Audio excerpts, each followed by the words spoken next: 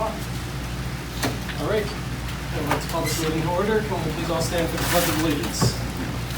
I pledge allegiance to the flag of the United States of America and to the republic for which it stands, one nation, under God, indivisible, with liberty and justice for all.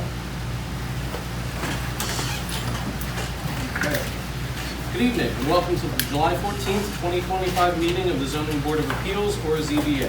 First, allow me to introduce the members of the ZBA this evening. Our chairman, Alan Donnelly, is absent. Myself, Vice Chairman Carl Hinger, will be standing in as acting chairman for this meeting. Our secretary, Elijah Doolin, is present. Regular member, Commissioner Larry Rushmeyer, is present. Absent, we have regular member Commissioner Richard Briggs. Also present are alternate members Leah Menina and Michael Barnes, both of whom will be seated at this meeting for our absences. Also present is our zoning enforcement officer, Fran Lawley, our recording secretary, Varian, yes, and our land use director, Laura Barkowski. The current agenda can be found up here at the table or on the town website under board meetings.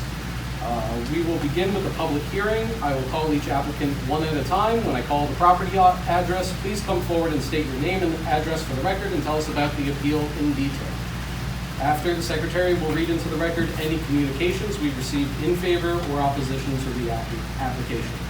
The chair will then entertain questions of clarifications from the board members concerning the application. We will then hear from those who wish to speak in favor of the application, followed by those who are opposed. Following each side of the question, the applicant will be allowed to make concluding remarks. After we have gone through all the cases on the agenda tonight, we will close the public hearing portion of the meeting and we'll begin deliberations. You must have at least 4 affirmative votes to have your appeal granted. All questions and comments must be directed through the chair.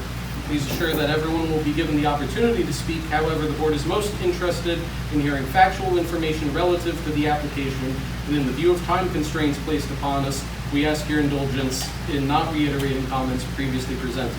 You're welcome to stay to the end of the meeting or contact the land use office in the morning. The first matter on our agenda is if I can find the agenda.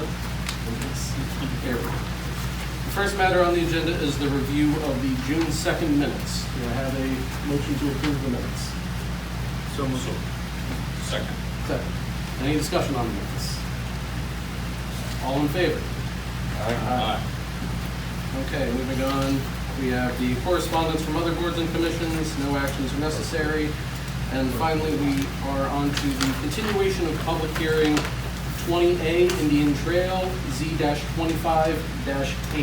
This is an appeal of the zoning enforcement officer. For both the people present and the zoning board of appeals, when adjudicating appeals of the zoning enforcement officer, we must hold a public hearing and review the case de novo, which, for those of you who don't speak Latin, is anew, without prejudice. We must give fair consideration to both the applicant and the ZEO without favoritism. We must consider all the facts and evidence submitted and use our best judgment when rendering a decision. We may uphold in whole or part, or reverse in whole or part, the decision of the ZEO. 4 votes are required to reverse wholly or in part the decision of the ZEO. The applicant or proponent of the applicant, state your name and address for the record and tell us about the appeal. Sure. Thanks so much, everyone. My name is Jay Klein. I'm a partner at Carmody, Torrance, Sandak, and Hennessy. I'm here tonight on behalf of Matthew Wilkoff and his wife, Deborah Wilkoff, the owners of 20A Indian Trail. Ready to get started, or? Yeah. Terrific. Thanks so much. Thank you. I know we've been on your agenda for a little while and continue, so appreciate your indulgence there. Appreciate work with Laura and Fran as we've been dealing with this matter for the past several months. As I think many of you know, this all centers around a staircase that is on my client's property, in front of my client's property at 28 Indian Trail, and a desire by some folks in the town for that staircase to be removed. My client did agree to remove that staircase and to replace it with a newly designed staircase that was responsive to several of the concerns we've heard over the course of the time that the cease and desist was issued. We'll get into all of that, but I want to give you all the headlines so that you can keep it in mind as we're moving forward this evening. And what we asked for in return for removing the stairs that are the nature or the subject of the cease and desist order is confirmation from the town that the right to maintain those stairs would not be ripped out from under us without any notice. We wanted to make sure that we could maintain the stairs and understood that they could be, a new staircase could be removed, reconfigured, relocated, modified if the town had an important health, safety, or public utility purpose. We thought that was reasonable. It would certainly give my clients the right to access Candlewood Lake Road and the lake itself that many of their neighbors enjoy. It would respond to the town's concerns to remove the stairs that generated the cease and desist order, and it would also give the town assurances that the stairs, any new staircase that we would install, could be removed, modified, or relocated if the town had a compelling reason for them to do so. We worked really hard on getting to that point. Really credit my client and credit the staff in the room for helping us get to that point. Unfortunately, we found out really by surprise and not a good surprise that other powers that be, folks on the Board of Selectmen, voted on an agreement that would essentially require my clients to remove the stairs, build a new staircase, but then give the town the authority to require the demolition of a new staircase for any reason or no reason at all. There was no control on the town's ability to demolish a new and improved, much less visible staircase. And that's what brings us before you this evening. I was hoping that either this hearing would be canceled, or I'd come in and say, great news, we've consummated the deal, here's the signature from everybody. I can't tell you that. I'm sorry that we can't, but I am appreciative of the fact that we have this opportunity to make our case before all of you, and I think get this deal back on track in an effort to make this right. So with that, and I know we are the only hearing on the agenda, but I'm not going to try and take up your whole Monday night here, I swear. There is a bit of history to this thing. I'm going to give you that history so that you have all the facts. I did bring a box of stuff that's all uploaded. There's not a lot to this. It's just about building a record, so please appreciate your review of this. So as I mentioned, the Wilcoffs came to town, purchased this property a couple of years ago, 4 or 5 years ago. It's bounded by Candlewood Lake Road to the west, Indian Trail to the east. That's where it gets its address, 28 Indian Trail. I believe this was really the last or one of the last undeveloped lots in the neighborhood. Before this house was built, this was maybe folks' view to the water, but it is in a single-family residential zone. You have the right to build a home there. The Wilcoffs purchased the property with that right, obtained approvals to build a home on the property in accordance with the zoning regulations. And when the Wilcoffs were building that residence, they noticed something. They noticed that a couple of the neighbors, particularly the folks at 20A Indian Trail and 18 Indian Trail, had staircases along the Candlewood Lake Road frontage of their property that traversed down their property through right-of-way adjacent to Candlewood Lake Road and allowed them to get to the other side of the road, to get them to Candlewood Lake Road. As we'll get into in a little bit, and as you might have read in the in the appeal papers that we filed, there is an access right, an easement right that's almost 100 years old that contemplates this type of access from the properties on the east side of Candlewood Lake Road to the lake itself. Wilcoffs noticed these other appurtenances that were on neighboring properties and said, you know what, that's a pretty good idea. We've got a pretty steep slope on our side of the property. Folks you can't walk down. It's not a gentle hill that someone could walk down. I wouldn't walk down, otherwise I'd probably end up in the hospital or something like that. So the Wilcoffs, like their neighbors, decided to install a stairway to facilitate access from their property to the lake. And that's where this all generated from. So I mentioned that there's an easement that's associated that facilitates that. And that easement, the story with that easement begins, honestly, in the 1800s. I won't go that far down the line, but this is a map that shows what used to be this part of town. And some of you folks may know this history better than I do. But Candlewood Lake Road, if you look at some maps from the middle of the 20th century, is called the relocated Reading Turnpike. That's because in the 19th century, there was the original Reading Turnpike that ran through what is now the lake itself. This turnpike was developed by a thing was called the Reading Turnpike Company. Turnpikes back then weren't managed by the state or anything like that. If you wanted to have a turnpike company, you could run a turnpike. And I guess these folks did not do a good job of running the old turnpike, because it was eventually, folks from the town of Brookfield and other communities requested that the turnpike be condemned. That happened, and it became part of the holdings of folks' private property along this area of town. While that was going on, or shortly after that was going on, CL&P, through one of its agents, a guy by the name of Mr. Campbell, began assembling parcels and tracts of land for what would eventually become the lake itself and other areas of this community. You see that CL&P, what I'm outlining in red, through a couple of transactions, purchased not just the old turnpike, but purchased a 100-acre tract of land that would become the Candlewood Lake community, and of course a portion that is now under the water of the lake itself. Right in the middle of that purchase is the old turnpike, the relocated turnpike, what we now know today as Candlewood Lake Road. So,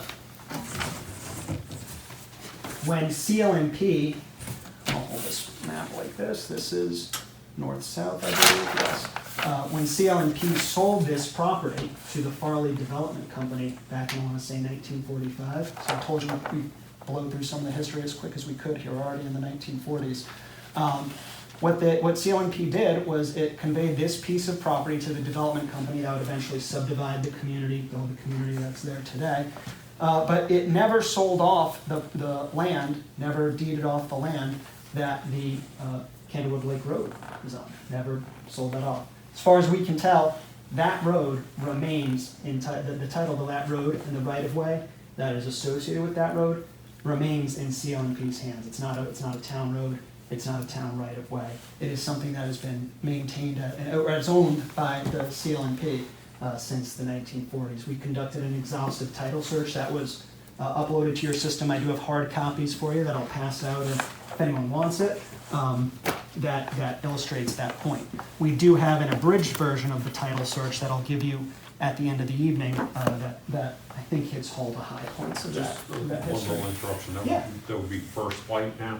Correct. Yes, I'm sorry. Yes. That's correct. Yes. I just wanted to clarify that Yes. for the record. That's a terrific point. I am going to put this here, and I am going to read one important part of the deed from 1945, because that is, I'm so sorry, it's not your job to hold that for me. Thank you very much, though. I would ask my client to hold it up, but I think that would be bad form, perhaps. But in any event, in the deed from CL&P, First Light today, to the Farley Development Company, very clearly states the land that was being conveyed from CL&P to the Farley Development Company. And that deed, which is in page 9 or tab 9 of this booklet, notes that the boundary of the land being conveyed, the westerly boundary of the land being conveyed, private land, is the easterly boundary of the relocated turnpike.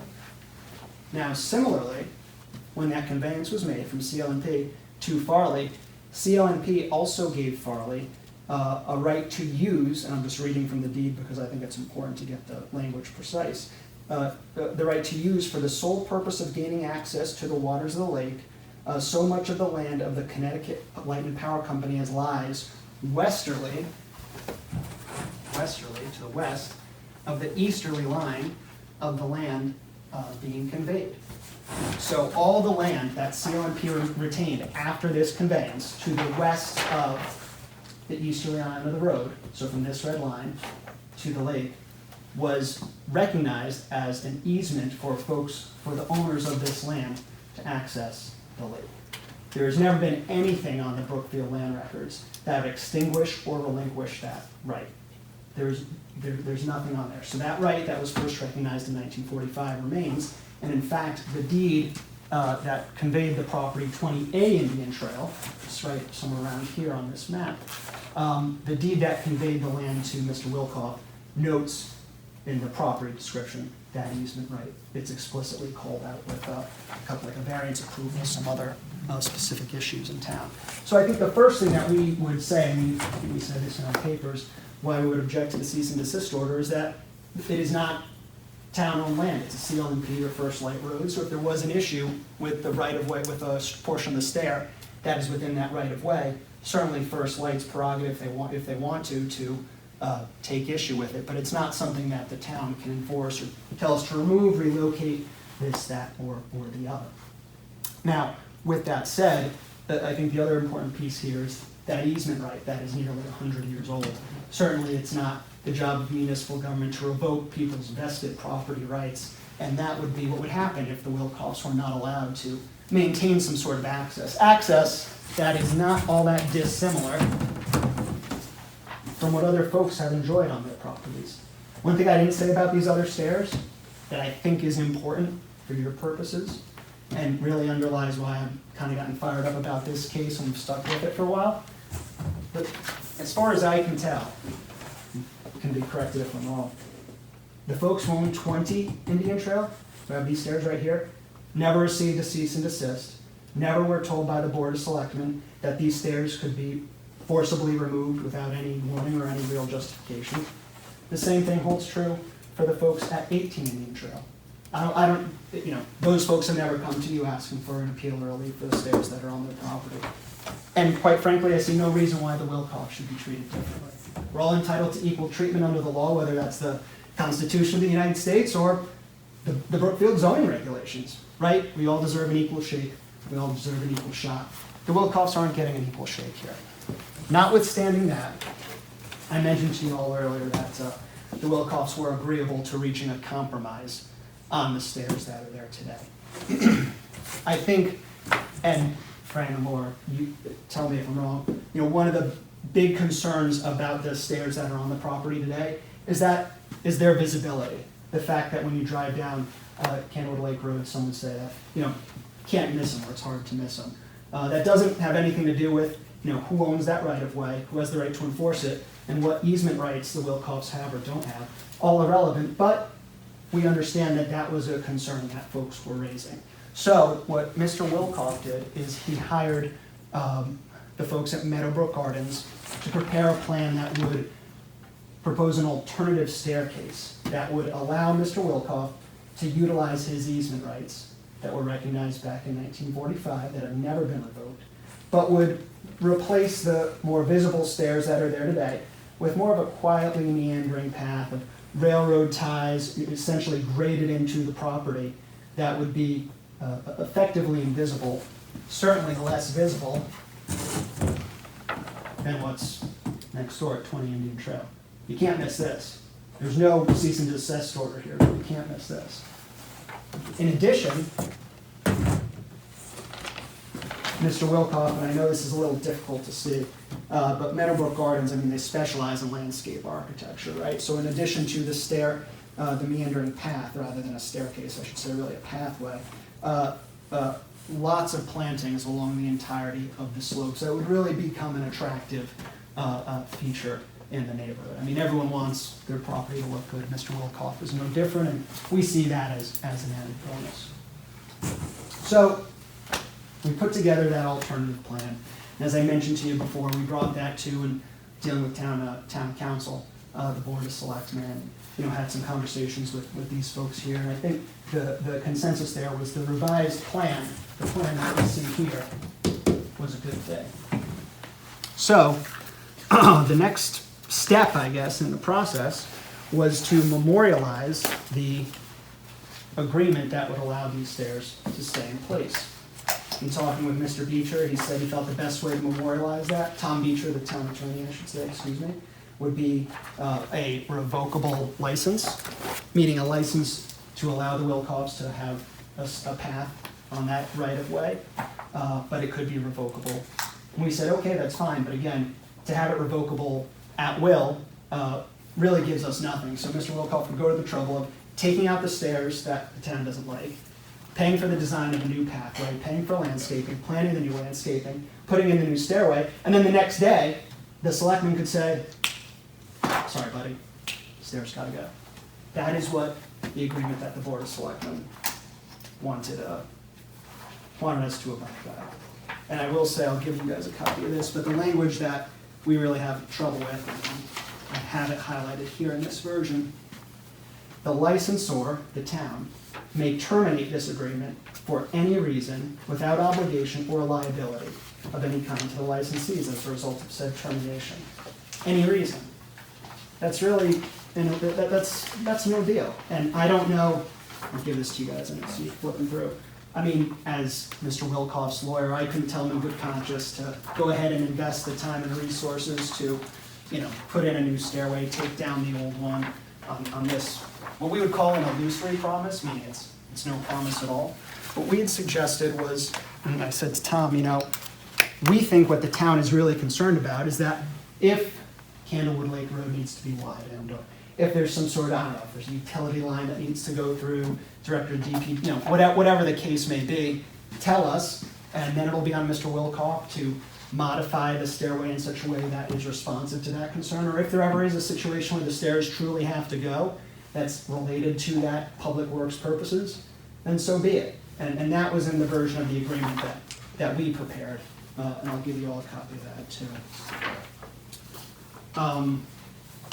What was, I said, unfortunate is that, not only did the town or did the Board of Selectmen, not take us up on any sort of negotiation, we found out that the Board of Selectmen unilaterally adopted their version, the illusory promise version of this license, without telling us, without giving the opportunity to negotiate. We found out after the fact.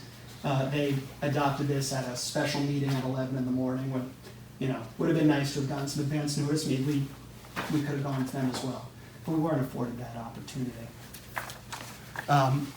But again, we're fortunate that we have this chance with all of you because this is an opportunity, I think, to make this situation right. It's clear, like I said, there's no authority over the right-of-way that lies in the town's zoning regulatory authority. So we do think the cease and desist should be overturned. There was another issue we had with the cease and desist, and spoke to Fran about it. And this may be a J problem than a Fran problem. That's up to you. But in the cease and desist, there were general sections of the regulation cited rather than specific regulatory standards. So typically, when I get a client who has a cease and desist issue, I'll get the order and they'll say, hey, you got to move your shed 3 feet south, or you got to take 200 square feet off the coverage, or whatever the case may be. And there was not any of that guidance in the cease and desist itself. So when Matt asked me, well, Jay, what am I supposed to do to make this right? I said, from this document, I'm not entirely sure, and that's how we started to get creative about finding an alternative solution here, which is what you see on this plan before you this evening. But putting that aside, you all can exercise your authority to grant our appeal, overturn the cease and desist, really send a message to the Board of Selectmen that you're not going to treat my client, a property owner in Brookfield, any differently than the folks who've come before them. Because if someone treats the Wilcoffs this way, there's nothing stopping the government or any sort of review authority from doing that to any one of us. It's just not right. Again, when I first got involved in this, if I looked at the file for these other properties and saw that they'd come before you and now they were going to Superior Court and being sued by the town to remove these other stairs, I would say to Matt, I'm sorry, this is the town policy and you have to live by the rules of the road, but it's clear that these stairs are no different. It's exactly what the Wilcoffs want. It's exactly what they're entitled to. And you can act tonight, voting to overturn the cease and desist, and really bring the town back to the negotiating table and make that deal that we negotiated for happen. So I might have thrown, maybe it was too much, hopefully it wasn't, but you may have questions. I know there's some folks from the public here tonight. So I'll mute myself for now, as I said, this was on Zoom. That's great. Before I ask the commissioners if they have any questions, we do have a letter about the application. If our secretary could read it into the record. It's addressed to Zoning Board of Appeals regarding Wilcoff Appeal 28 Indian Trail, Brookfield.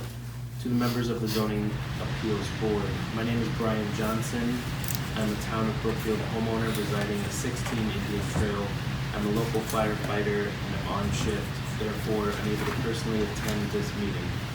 I'm writing to express my full support for my neighbor's request currently before the board. I've come to know the Wilcoxs as considerate, responsible, and community-minded individuals who have consistently shown respect for the character and well-being of our area. I would like to specifically address the matter of the steps from their property to the road, which I believe is the matter before this board. The steps in question were thoughtfully designed and constructed, finishing significantly further from the road than others currently existing in our neighborhood, as well as more recent installations such as retaining walls and stone nail posts along Candlewood Lake Road. In fact, the Wilcoxs, through their landscape plan, have made every effort to ensure their improvements enhance the beauty of our community and not disrupt the harmony of the streetscape.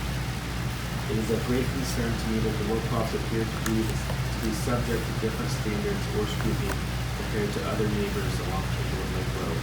The presence of similar stairs and other structures in the immediate vicinity, many of which are closer to the road, highlights an inconsistency in how regulations are being enforced. I believe that my neighbors are being unfairly singled out, and as such differential treatment is not in the spirit of a supportive and equitable community. Furthermore, it is my understanding that the Wilcoxs have demonstrated a willingness to communicate openly, accommodate concerns, and make adjustments to their plans at the request of the town. Their investment in their property reflects a genuine commitment to enhancing our shared environment and preserving the appeal of our community. For these reasons, I respectfully urge the board to grant the Wilcox appeal. Doing so would not only right a perceived wrong, but also support the continued unity and fairness that make our neighborhood a desirable place to live. Thank you for your time and thoughtful consideration. Sincerely, Brian Jones. I don't believe we have any other communications here. Okay. Does anyone have any questions for the applicant? First, I'm a little confused about what you're presenting as the legal ramifications here. It's my understanding from everything you gave us that every homeowner in Candlewood Lake Club has granted the same access. So the people who live across the street from them have the same access rights. So if they don't have a private staircase to the lake, how is that denying access? It's denying access because, again, the only justification that I can see that would allow these stairs to ever remain. I'm not talking about them, I'm talking about this property. We get this all the time in front of the zoning board of appeals where people have put up non-conforming stuff in the neighborhood and somebody is asking for a variance simply because their neighbor had something. That's not an excuse. Why can these people not access the lake the same way that the people at 25 Indian Trail can access the lake? Well, at this property specifically, there is a very steep slope that I can't I'm not say. talking about the slope, I'm talking about using the road. Yeah. People across the street do not come through there and go down that slope. No. They use the road. They use the road, that's So correct. these people, so as legal access, Yeah. they have legal access. They have the same legal access as everybody else. Right, and I'm not And trying I to get back understand the to. convenience method, and I honestly have to say, I truly appreciate what you've done with Meadowbrook there. I think that's a fantastic solution. But I'm just trying to clarify why you believe this is some sort of legal infringement. Sure. Because the people across the street have the same access. These people can do it the same way the people across the street. That's not a legal question, it's access. Yeah. Yes, like on an even number across the street from the Indian Trail. No, people who are across the street from the Indian Trail. Right, they're Yeah. not fronting on it. Or even other Exactly. people on the same side. Yeah, some of the other people on the same side are landlocked, like number 28. They can't put a staircase through their neighbor's Right, yard. right. So it's not a question of legal access.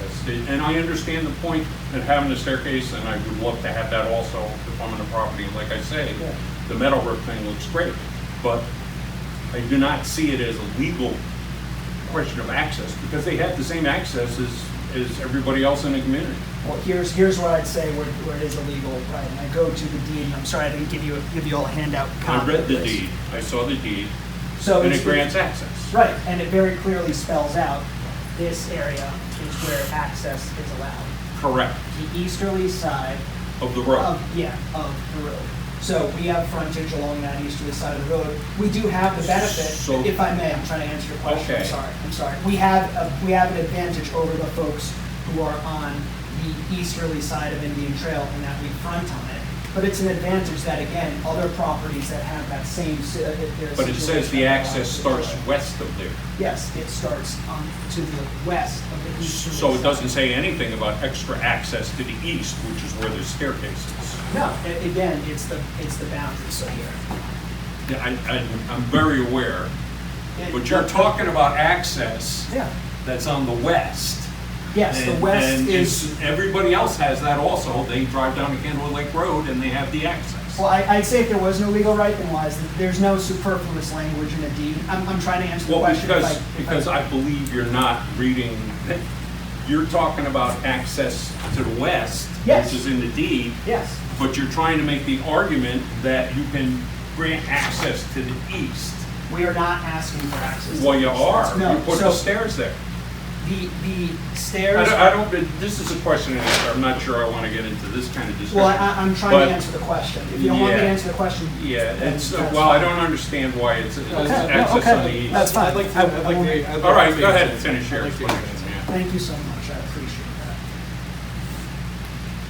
And I'm holding the map, I'm reading the deed, I'm sorry, this is kind of funny looking here, but I'm doing my best. The deed is clear that the area of the land where the right is granted is bordered by the easterly side, by the easterly line of the relocated Reading Turnpike Road. Right, Meaning, I'm still answering my question. okay, Your question, not answering my question. Meaning, the access right begins from the easterly terminus okay, of the right-of-way in the road. In other words, my property, my client's westerly property line. yes, And then traverses west. correct. So it's not access east. The access point, the easterly boundary is the beginning of the area, Mhm. not the end. So the easement starts, or the access right starts from the edge of my client's property Right, and then goes west. Right. That's So- the legal okay, I rationale. understand what you're saying. And Well- thank you for giving that opportunity. Is there a reason that the setback was not done when that was done? Is there a reason why there's a setback requirement Mhm. on the property Mhm. for the structure? Mhm. Is there a reason that wasn't included in building it?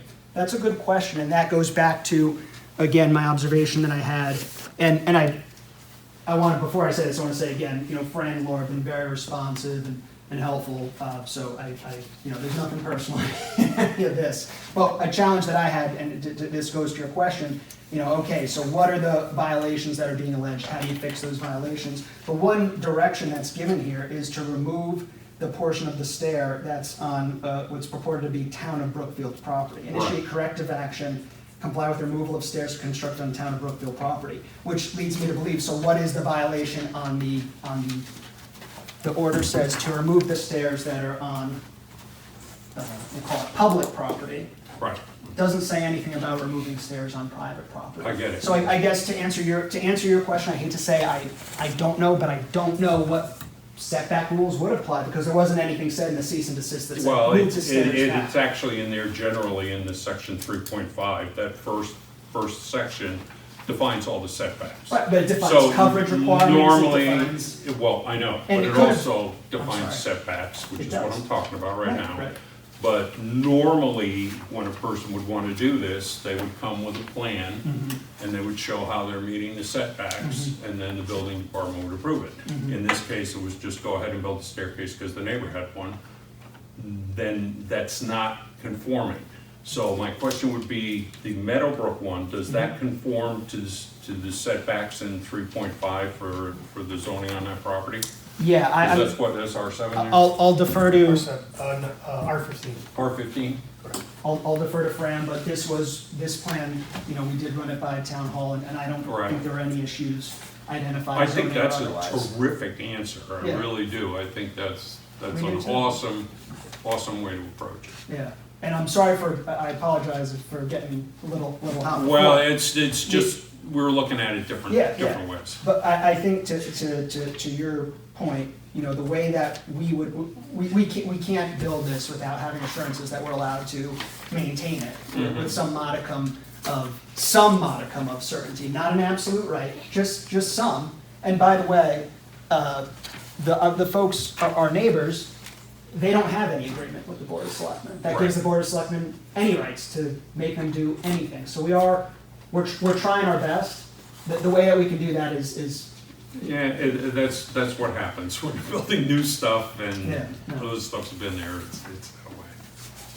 All right, those are the only questions I had. Thank you very, very much for Thank you. your explanation. Do we have any other questions for the applicant? On the revocable license, so you're Yes. saying that the creation of this through the Board of Selectmen, you said that it was at a meeting that you weren't aware of. correct. You're saying that was done in response to this specific case, or is Yes. this generally to any? Yes, this was this specific case. Again, I'm not aware of the other, other folks who have stairs along the road. I'm not aware of them having been made to abide by such a unilateral and illusory agreement. I'm just not. And again, you know, we had some ideas. We said, hey, we'll accept this license, and we'll accept if you guys need to widen the road, do any sort of utility work, make us, you know, hey, we had it 8 feet off the road. DPW says actually we want it 9, so then we have to move it. We're willing to do that. But what this says, I'm being a little silly because this could happen under the agreement. We could finish construction of the Meadowbrook plan tomorrow, and the selectmen could say, take it out. And we wouldn't, we'd go to a judge, and the judge's answer would be, Jay, why did you let your client sign that agreement? What were you thinking that day? Nothing at all. So we're really at a point where, you know, we can't deliver that terrific plan unless we have some, I don't want to say leverage, but something to go back to the Board of Selectmen and say, no, folks, we're trying to do this reasonably, try and doing it the right way. I'm sorry, I'm not trying to intrude, you know, trying to replace this with something that folks seem to think is a good direction forward. And I think you want to encourage, you know, in those instances where maybe something doesn't go right for one reason. And I'm on a local zoning board too, so, you know, I've seen it all from your side. I've seen a lot from everyone's perspective here too. The thing we want to encourage is when things don't go as intended, that folks do the right thing and try to make it better. There are certainly folks who do the wrong thing and continue to do the wrong thing and do the wrong thing. The Wilcoffs have really been trying to make this right and try and find a common solution with Fran and others. And we'd love it if you all were part of the solution here and helping us get there. I think we can get there. We need to get past this cease and desist and go back to the other board and say, folks, come on, please be reasonable. Please work with us. My understanding with the other staircases, I'm not sure when exactly they were built, but that if something is, you know, in violation with the zoning law, regulations, and it's not reported in the 2 or 3 years, probably 3 years. That's right. Then it can remain. That's right. So do you know when those other staircases were built? Not that is super relevant to this case, but. No, you know, I don't know when they're, and you're right about the law, I don't know when they were built, but the other thing I can tell you too is that these are on, again, not just private property, they're on municipal property. That's not a violation of the zoning regulations. That, I guess, would technically be, I'm not the town's attorney, I'm Matt's attorney, so I'm not gonna tell you what your claim would be, but it wouldn't be a zoning violation regulation. So the 3-year rule is not the only thing that applies to these, I'm standing in front of them as if you can see them, is not the only rule that applies to these stairs. So the fact, if they were there in, what are we in, on July 2022, right, July 2022, June 2022, to give them a little cushion, that's not enough to say, well, those stairs, that would not justify the disparate treatment that my clients have been receiving. It seems fairly clear to me, based on my interpretation of the deed, that, you know, the westerly access to the lake, you know, for the purpose of gaining access to the lake, it seems to be fine. But I guess kind of a point of clarification: is it, and this might be for Mr. Lawley as well, construction of something like this, where you're going between private property and publicly owned land, can that be done as of right on the private property, based on, you know, this this allowance in the deed, or did there have to be a specific application to construct the staircase first?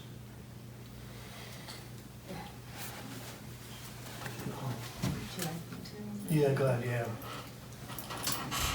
If you're asking, when you're saying for, just so I understand your question, building permits at the very least would have to be pulled for any kind of structure. This is technically considered a structure, in which case then we would have to look at different setbacks. This, as being a structure, the setback rules would apply. As far as building on private or public land, as Attorney Klein was saying, there was no agreement that was ever reached beforehand because this structure came into existence without the benefit of any kind of permits, which kind of led to the cease and desist, I would imagine, being issued. If there was a permit that was pulled on it, perhaps this wouldn't ever be before you, because we could have dealt with this beforehand before it ever got into a structure being in existence in which a zoning enforcement officer felt the need to have to act on it. Okay, so Does it that was- answer your question? Yes, it was more of a clarification. So it was constructed not necessarily with a permit, but it was assumed because the neighboring properties had the same kind of construction. Yes, yes, and I think the only thing I'd add to Laura's answer is that generally, when there is an easement, what courts will look at is, okay, if someone does something within an easement area, is that facilitating the right that underlies the easement, or is it something that is, not related? So, if, I don't know, like a man cave or a shisha, whatever it is, if there's some sort of ADU within the area, well, what's that doing for access? It's doing nothing, So, but a stairway like the one that's there today, or the path that we're proposing in the alternative plan, that would be within the bounds of what's permitted in the easement. So that's from sort of the common law, I guess, perspective of it. So, yeah. Thank you, sir. Yep. Thank you. Are there any other questions by commissioners? And so I just want to clarify from that little back and forth. So there were no permits with this staircase? Not with the stairs, correct. So, I mean, that, to me at least, I mean, that to me at least seems like it's at least partially at what's at the heart of the cease and desist, is this seems almost I don't mean to misrepresent you, so please correct me if I'm wrong, but sort of a better to ask forgiveness than permission. Hey, we built the staircase, sure, we didn't get the permit, but it's already there and everyone else has them anyway. Please just let us keep them.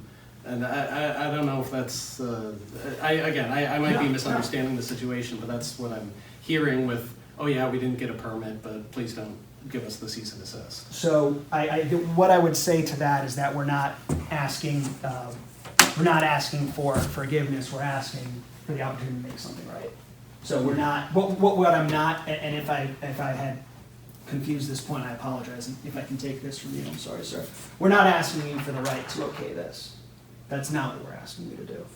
We're asking you for the ability to deliver this, get rid of what is not looked upon favorably, and replace it with something that quite frankly, we think would be not just a benefit to Mr. Wilcoff, but a benefit to the community. In speaking to Mr. Wilcoff's contractor, the folks there's no one from DPW here today, but all I can say is that there was a conversation between the contractor and someone at DPW who seemed to indicate that this would be appropriate.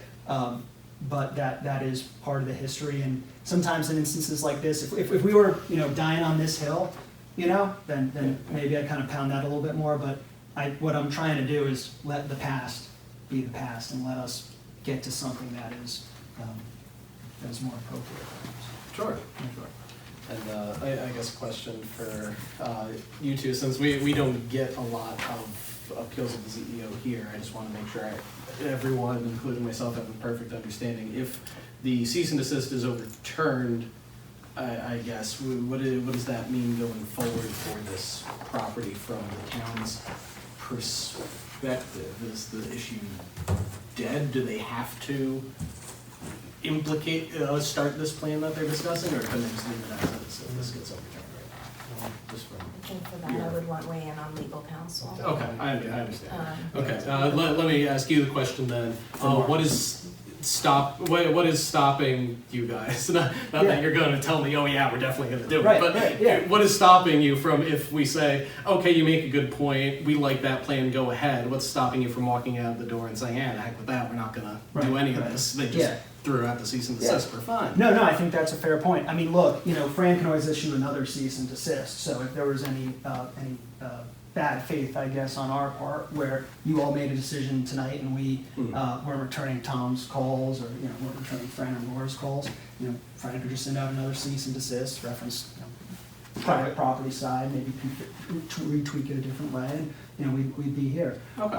But I think what I would say to you is that we have to do something, because right now, unfortunately, the Wilcox are being held out in a way that other folks are not, and that's not something that we want to, that's not something that the Wilcox want hanging over their head. I don't think it's something that anyone really wants. We want to bring resolution, so, we're hoping for, you see that terrific letter from one of our neighbors. We're hoping that an overturning here would voice a similar support for fixing this rather than letting it fester. Because there are potential, not ZBA issues, there are other potential claims that the Wilcox could pursue as a result of that, the license and the vote associated. Not ZBA stuff, I don't want to confuse the issues, but, they have other rights that they could pursue, just like you all would have other rights that you could pursue and pursue it. But, like I said, for me in these instances, I like to get stuff off the desk, get to the next thing. If there's an opportunity to just make something better, there's no pride in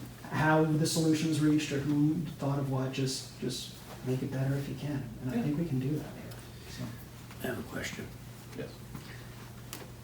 Is there a way to make that staircase compliant with the current setbacks that the town is requiring? Is there a way to make the new path compliant? Any staircase? Yes, so this plan, and we came to this in conversations not just with Tom, not just with Boris. I mean, a threshold question was, would it be acceptable? And I don't want to speak for Fran, but I believe this plan, because of how low these stairs are not considered structures. And so therefore, there wouldn't be the same setbacks that would apply to a shed or something else. They would not apply to this path. Just the same way there's no setback for a driveway, right? I mean, you got to get access to your property. This would just be a means of access that is effectively at grade. So yes, this plan complies with all applicable regulations. Assuming that we do grant your request, when are you or your client planning on making the changes to what you're showing?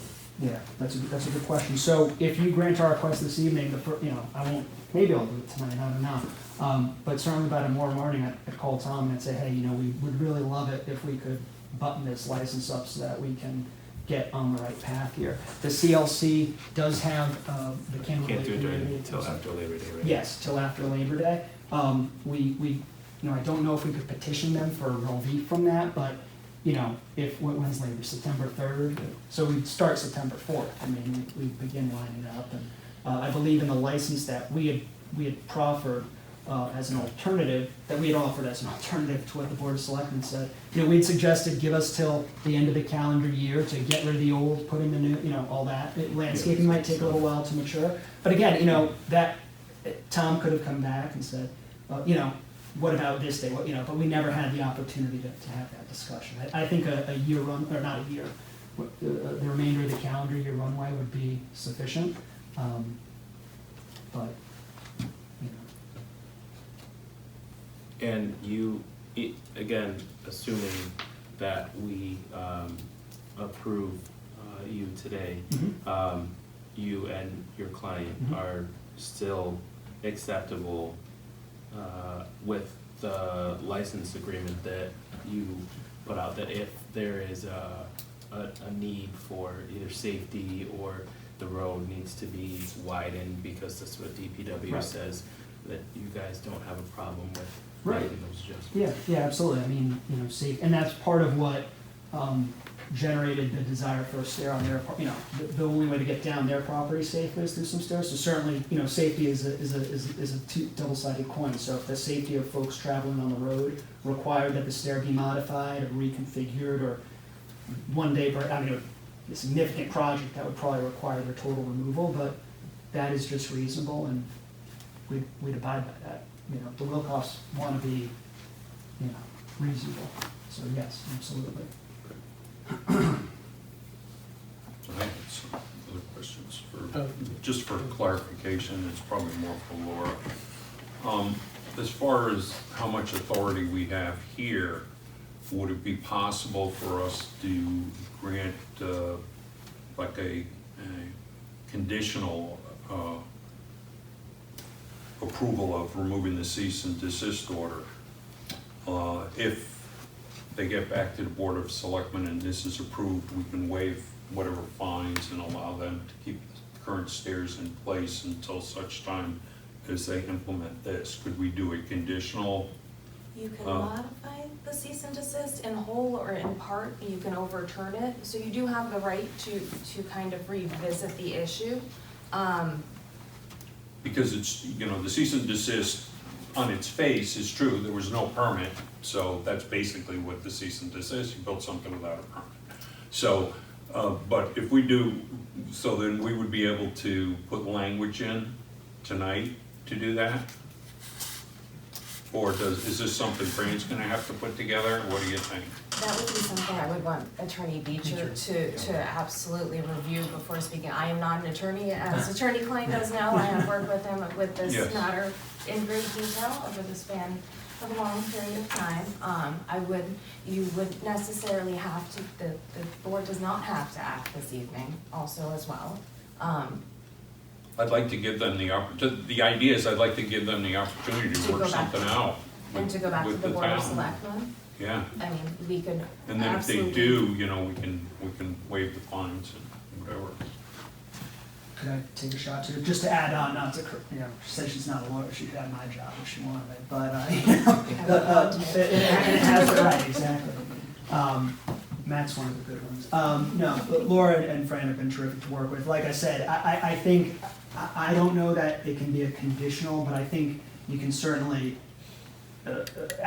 should you overturn the cease and desist, direct the zoning enforcement officer to monitor the situation, and if we have not done anything that we said we would, you know, whether it's go report back to the Board of Selectmen and pursue the alternative agreement, you know, instructing them to issue another cease and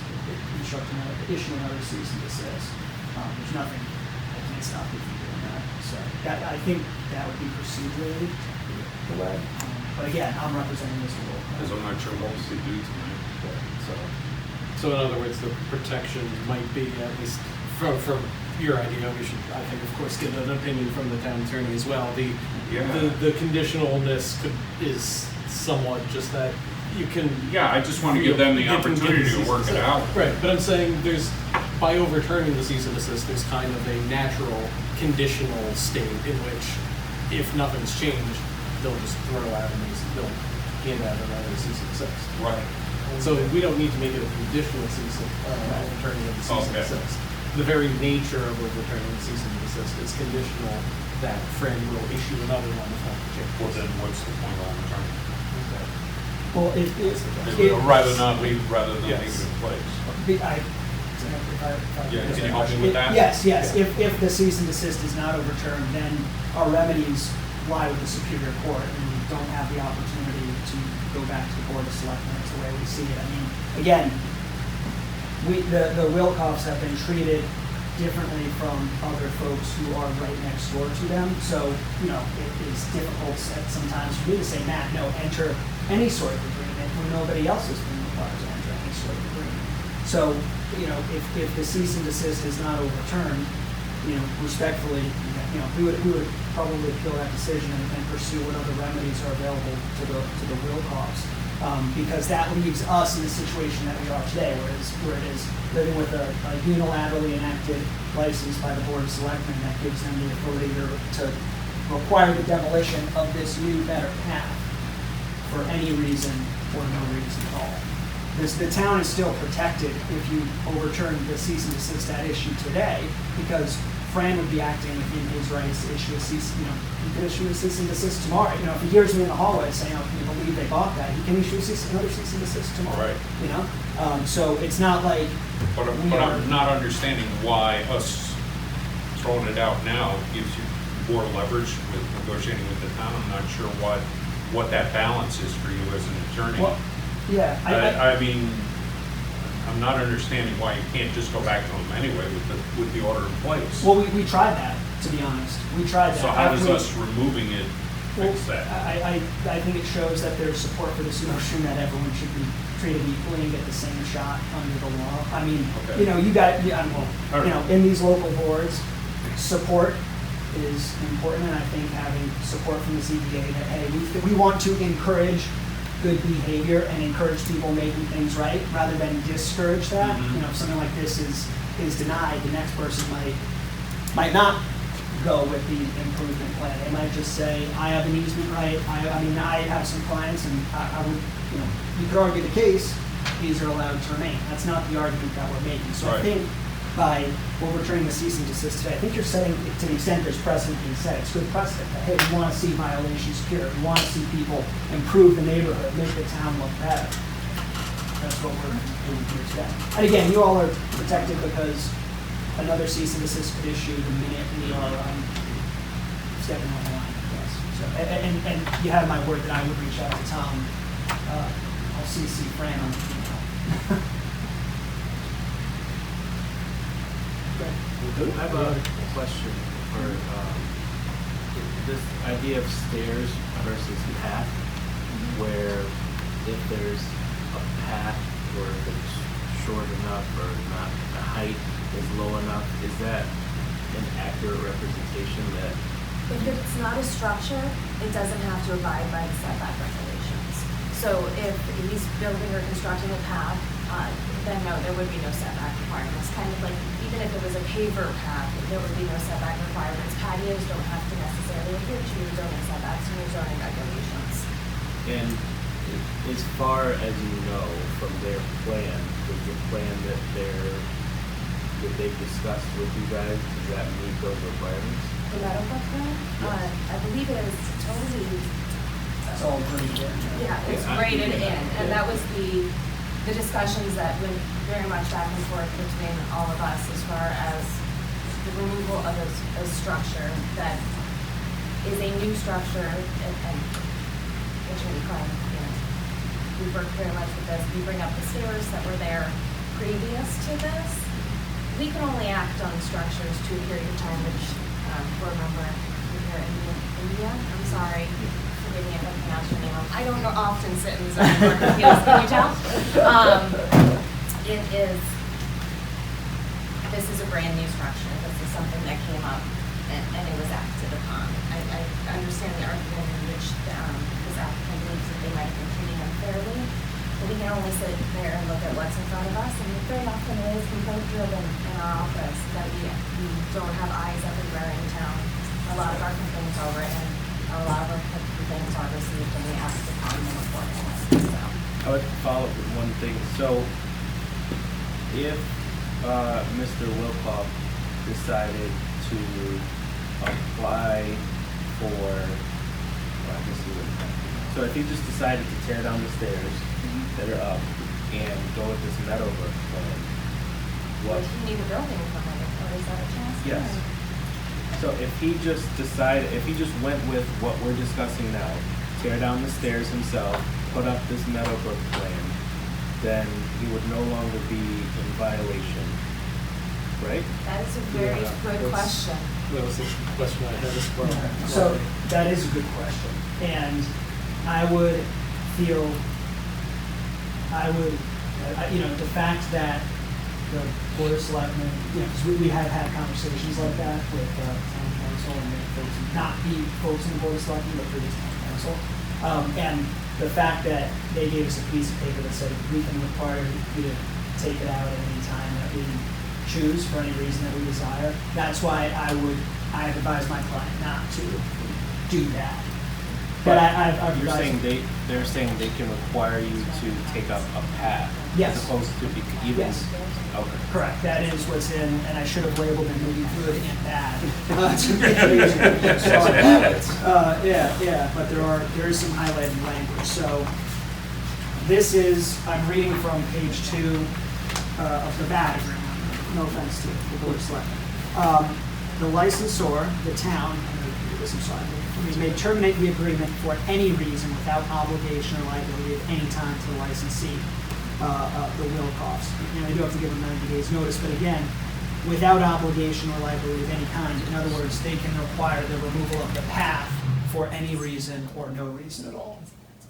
There's no, what we had suggested was, we'll put the path in, and we'll remove it if the road gets wider, if you have to do utility work. If there's something that the town needs that requires the path to be removed, the new path, not the old stairs, the new path, that requires the new path to be removed, relocated, modified, we will work with you to make that happen. What the bad agreement says is, you put the path in, and we will tell you how long you get, no, you know, we could, if the, I guess whoever the first, you know, could be tomorrow's first, it could be the first selectman tomorrow, it could be the first selectman in 10 years. You know, if they wake up and didn't have breakfast, but they drive by the Wilcox property and they're ticked off, they could say, get that path the heck out of there, for no reason at all. And that's not, you know, that's not, Couldn't they do that to all the other property owners along Kendall Lake Road? they haven't. I mean, they haven't. They haven't, but Right, they they could. Well, I mean, they haven't. There hasn't been any. There hasn't been any reason to, but that doesn't mean there won't be. I No, understand your but, position. yeah, and no one else, is again, those But are it the would property seem something owners. that extensive, especially since you're gonna be so far back now comparatively. Yeah. It would seem you're gonna be back further than other properties. Yes, we'd be about 8 feet, the terminus of the path here, the new path is 8 feet off, 8 feet 8 inches, I believe. So yeah, it's noticeably more. than Noticeably, stairs. yeah, so. Yeah, but again, you know, who knows? Yeah. Who knows? Again, my question again is, why would you even need a licensure agreement if we're talking about a path? Well, to be honest, we're doing this because we are being, we're being treated, we've received a cease and desist that no one else has issued before. The Board of Selectmen is telling us that we need to enter into some sort of agreement that no one else is, we're trying to give our client coverage because they've been treated differently in the past.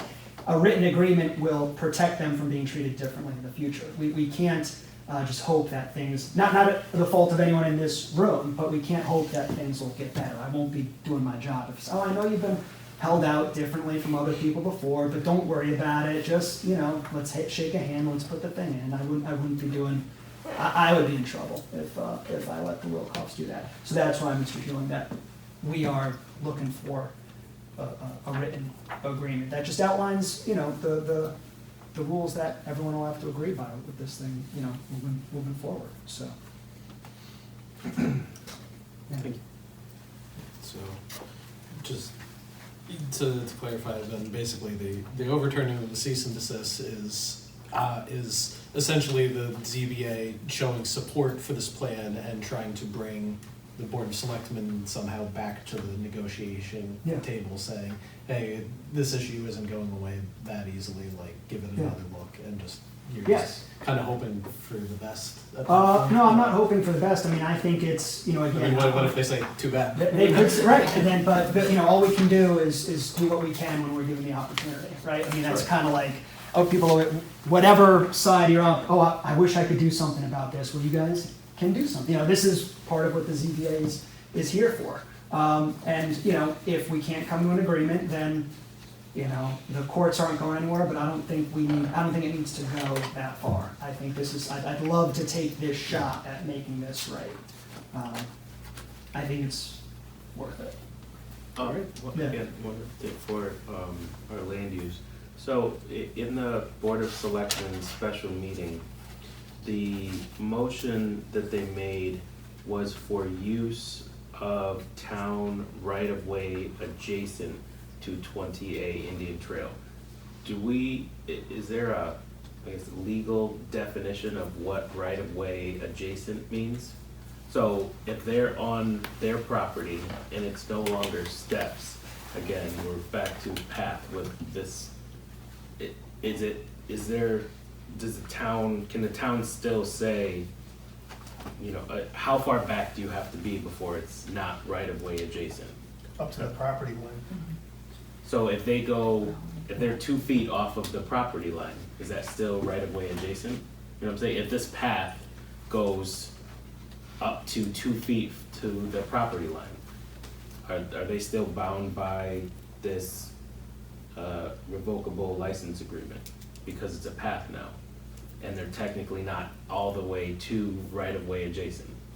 I understand it's semantics, but I'm just wondering if, Since I wasn't in that meeting, I don't know the spirit behind this motion, to be Okay. perfectly honest to you. Yeah, It was Ask with Peter the Board about of it. Selectmen, I was not at this meeting, the CEO wasn't at this meeting, Right. Attorney Okay. Klein wasn't at this meeting. Okay. So I just- I cannot speak to the spirit of the motion. I did not actually, I was unaware of some of this.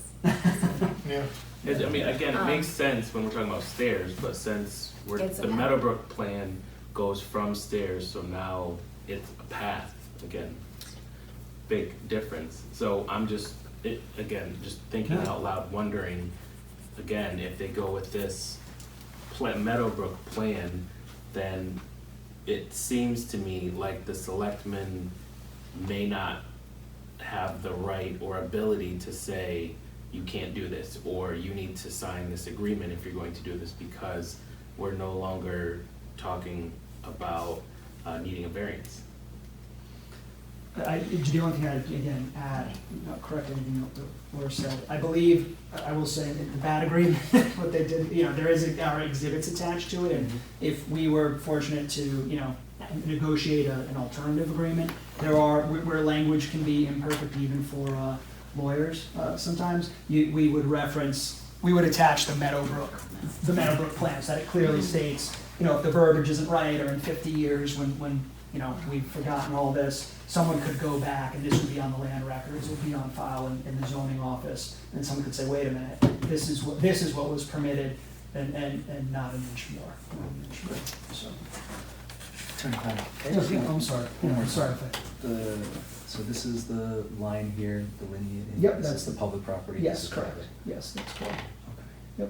And what would actually go here in this, wooden steps or pavers? Yeah, I mean, I use the term railroad ties or wooden steps. I mean, I know everyone kind of has a different term of art to it, but you see from this section detail how close they are to the ground, graded in rather than elevated by any sort of column elements, and then really a heck of a lot of vegetation and planting. I don't think these would be visible even if the slope was bare, but now they're really, Are there railings as well, or no? yes, there are railings on this.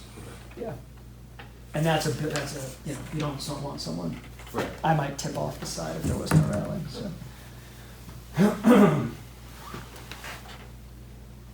Okay, any other questions? Great, at this time, I would like to ask if there's any members of the public who would like to speak in favor of this application. I would, yes. Please state your name and record. Sure will. Jim Volcano, 27 Indian Trail.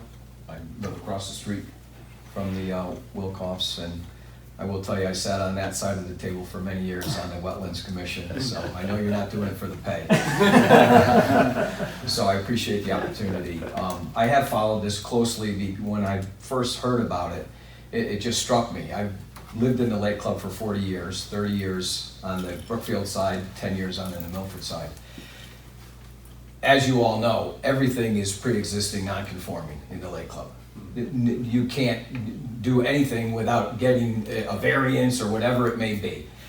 The indirect waterfront properties, such as the Wilcoffs, has always been a difficult navigation to get that. I don't have a right to traverse through his property to go to the lake. If I wanted to go to the lake, I go to our beach, okay? They have the right as that property owner to utilize that indirect waterfront. And I drive down that road every day, and I look at picket fences that are basically on the road, okay? Other staircases that if somebody got to the bottom of the stairs and tripped, they'll get run over by a car because they will be in the road. When I saw their staircase, I said, geez, that was pretty smart. It went west, but then it turned south. So when you came off the stairs, you were still well short of the road. I thought it made perfect sense. And then when I saw their landscaping plan, what they had done, not even the revised one, the original one, I said, this will be tastefully done. And I didn't really hear any issues, and I'm not second guessing, you know, you have your requirements. I guess it's a structure because of height versus, you know, a path where if you stay below a certain height, then it's not a structure and it doesn't fall under your purview. I get that. You know, I dealt with many people on wetlands that there were violations. They created a violation, and not every one of them did it on purpose. That it happened, and we didn't persecute these people. We worked with them, and we just tried to make it better. Not everybody was a bad apple. I believe that's the case here. I think they've made a substantial investment in the town of Brookfield. We've got a beautiful home that is now probably paying $14,000 or $15,000 worth of taxes per year. Okay, we've got good members in our community who we've welcomed, and this all seems a bit arbitrary. And then when I hear that the Board of Selectmen have a special meeting that nobody's invited to, and they come up with this alternate, you know, agreement, I'm bad. It doesn't pass the smell test. Like, really, what is there something else underlying here? You know, as a taxpayer, we don't need to be spending money on litigation on things that I don't think should be litigated. So I hope, you know, for a favorable decision. The fact that they've, you know, revised the plan, I know if it was me, I probably wouldn't have, but they did, and I think that's commendable. And I just think that shows goodwill trying to work this out. So, anyways, that's all I got to say. Thank you. Yep. Are there any other members of the public that would like to speak in favor of this application? Hearing none, are there any members of the public who would like to speak in opposition to this application?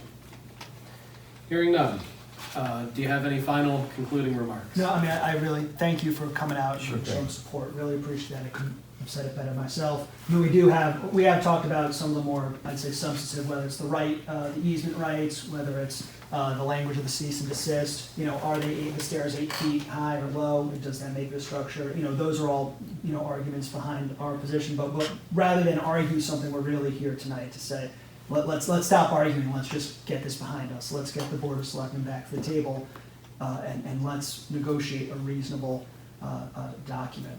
And we think we can do that, and we think that we can deliver a plan that everyone, you know, well, I'm sure most people won't think twice about it, but certainly the folks that do think about it, and you're sitting here, you know, will look upon it positively. And more importantly, I think it'll give assurances, not just to the Wilcoffs, but every other property owner in town, that they will know that, you know, there's not some, arbitrary was a great word, that they won't be arbitrarily chased down for something that just out of the, you know, that other people have not been held accountable for. So we hope that we've earned your support this evening, and if we do, you know, you have our guarantee, and I think you can tell the sincerity of it behind the effort that the Wilcoffs have put in thus far. You have our guarantee that we will not stop trying to make this right. So, thanks so much. Thank you. Yeah. This time I'll take a motion to close the public hearing on Z-25-8, 28 Indian Trail. So moved. Do I have a second? Second. All in favor? I do have hard copies of all the digital stuff you have if you need it. Okay. Yeah. So at this time, we will move on to deliberations. This is where we discuss the case amongst ourselves. We don't take input from the public, but you're welcome to stay in the room and watch, and we will have a vote at some point on our final decision. Right, do I have a motion to approve 20 Indian Trail Z-25-8 as or this isn't an approval, this would be another thing. I guess we just go into deliberations, Yeah. right? We don't need a motion to go just into the deliberations on the, No, yeah, okay. I don't believe so. Yeah, because it's not a normal application. Yeah. It's okay, we don't need a motion for that. Okay, so just don't put anything for motion. Just don't put anything for the motion, we don't need to, just deliberations. Okay, discussion. Sounds like it's a big headache, and it would be good to try and help, you know, resolve it. Yeah, I would agree with that. I mean, it seems, to me at least, I think that the applicant is certainly acting in good faith. They're proposing different plans that would be, that would work with the zoning regulations. I don't know the reason behind the Board of Selectmen's decision to modify the agreement as they did, but I think there's definitely a path forward here that doesn't have to involve the town spending money in the courts in a long legal fight. It seems like, to me at least, that both sides can work towards a more amicable solution. The property owner, I think, wants to find a way that works, and I don't believe the Board of Selectmen wants to throw a bunch of money at a legal battle either, so perhaps there's a way forward with this without going forward with the cease and desist. I don't know, I agree. Honestly, I'm not sure why the Board of Selectmen got involved in the first place, but I think if they can, I would be in favor of granting the appeal, and then hoping that the Board of Selectmen kind of takes a step back, because if the Meadowbrook plan, if they're allowed to complete their Meadowbrook plan, just seems like they won't need a permit and they won't need a variance, and then I don't think the zoning or anybody else is gonna have to really be involved. I think the problem can fix itself. I also, I think it's important that we keep in mind this is all started because they didn't try and get a permit. So that is one of my holdups. In that, I don't want to encourage people to just, hey, let me just build this and see what happens. Of course, you know? yeah. I agree. I also, I understand the discussion of being singled out. I don't think now, creating a special meeting and this special license for one address does raise my eyebrows, but I think, as the zoning enforcement officer said, if we don't hear about it, if someone doesn't say, hey, this is going on, you should take a look at this, there's a good chance that you're gonna miss it, and then by the time somebody sees it, it's out of our purview. So I'm not necessarily totally on board with people getting singled out in this specific instance. But that being said, my vote as of now would be to grant the appeal, the cease and desist order. Hopefully, we get all of this resolved quickly and quietly. Yes, I think that would be for the best. And I agree with what you said. I mean, like you said, we don't want to encourage people to go about building things without the permits required. That being said, the new plan that is being proposed does not, to our knowledge, require any permits. So the fact that it is now getting dragged into all this Board of Selectmen and stuff nonsense seems a little silly to me. When I feel like if that had been the plan from the get-go, this Meadowbrook plan, no one would have ever heard anything about it. It would all just be, so the fact that that is now the path forward, I don't see a reason why we should why we should cause an issue with, if that had been the initial plan to begin with. I don't think it would have been a problem. I'd like to hear what Larry has. I'm very much struggling with a mindset that the zoning board is getting dragged into a political, legal quagmire, and that's not what the board is supposed to do. I would kick the ball down the road and let the lawyers and the judges make a decision. There's so many questions about things that were brought up about a road that the town takes care of that they don't own. There are so many things that came out. The next thing would be, it's not about the person that lives in that house. Right. It's about the piece of property. Correct. And what stops the next person down the road to start to do the same thing? So, for that reason, I would either abstain or vote no. I'm in the same camp as you. I don't see how we can drive the legal question, which this really, it seems to me, this agreement has really nothing to do with the problem. The problem was the structure was built with no permit. The fact that this showed up, I don't and that, have enough time in my life to sit Yeah, down and it- start going through this. but it Tough seems enough to like stay up with regulations. this is for lawyers and the Board of Selectmen, and it's not for us. And one has nothing to do with the other as far as I Although, can see. if you grant it, it gives them leverage.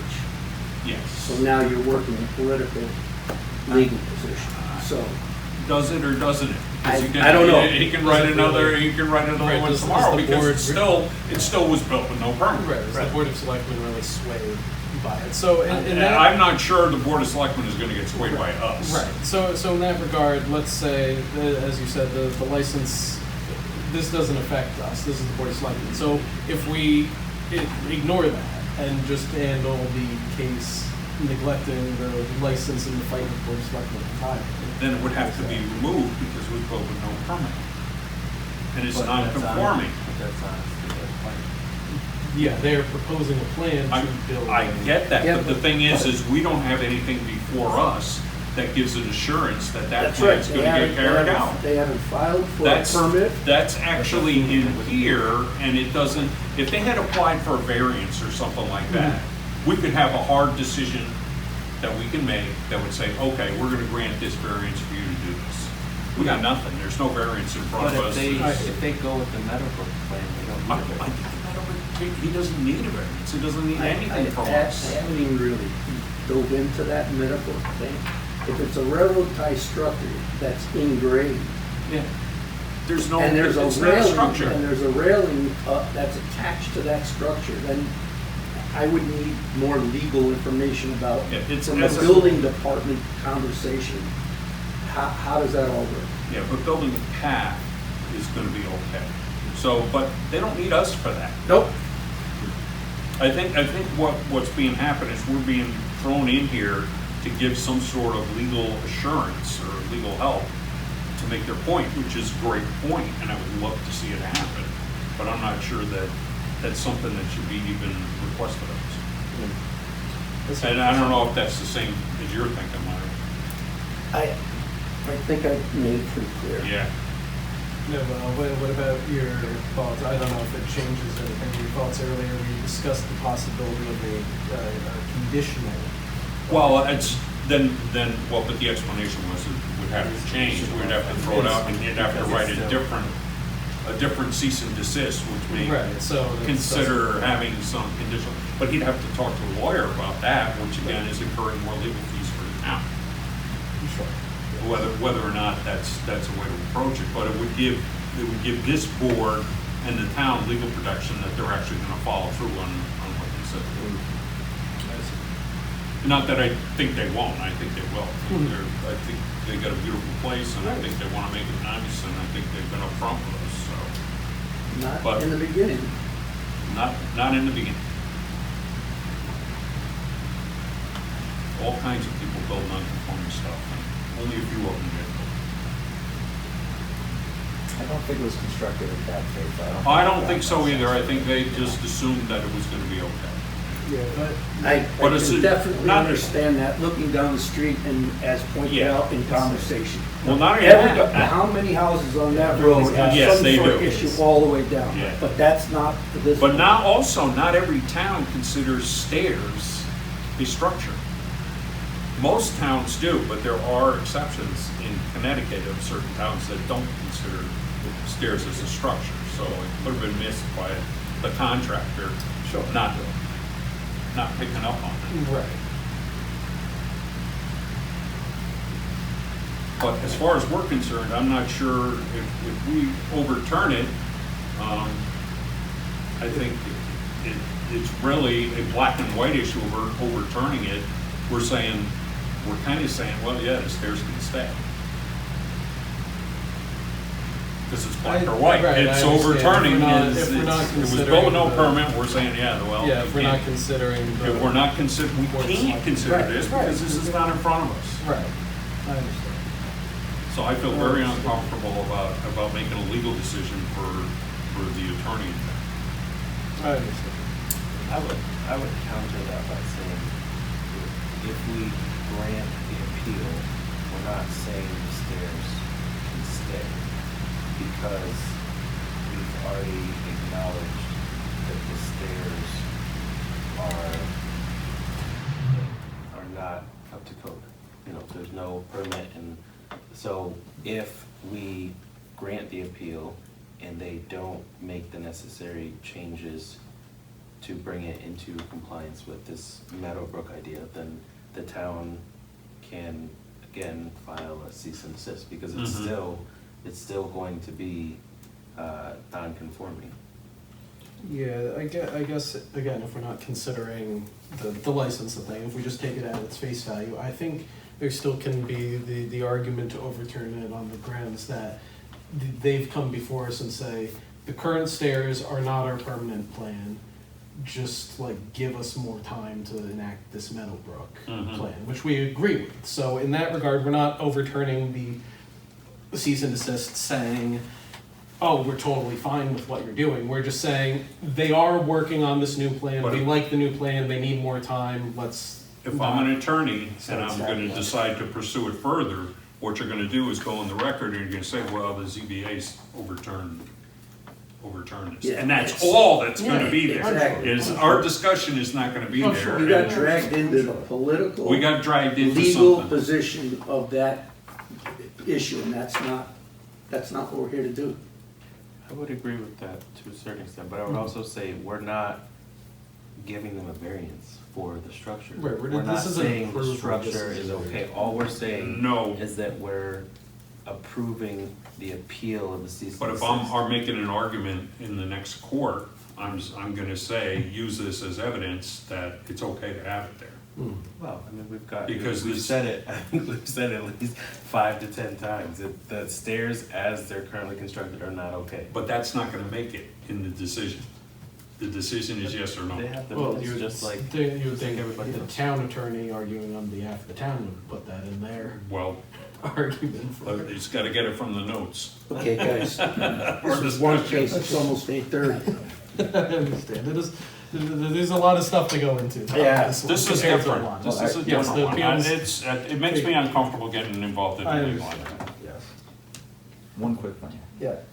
You know, in a typical, case where we're looking at a variance, there's the idea that it's on a case-by-case basis. Doesn't mean that you're necessarily setting a precedent that's gonna apply to all Right. future It cases. absolutely does not, that's right.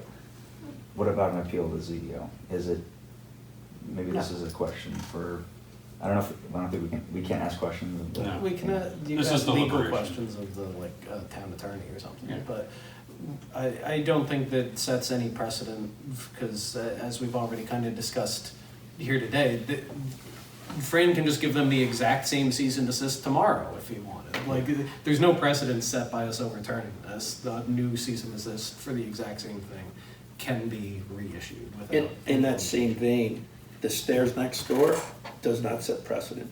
Right. Yeah. Okay, are we all ready to vote? Yes, sir. Okay. All those in favor of approving application Z dash, Approving the appeal. approving Z-25-8, the appeal of the cease and desist order, signify by saying aye. Aye. Aye. All those opposed? No. The motion fails 3-2.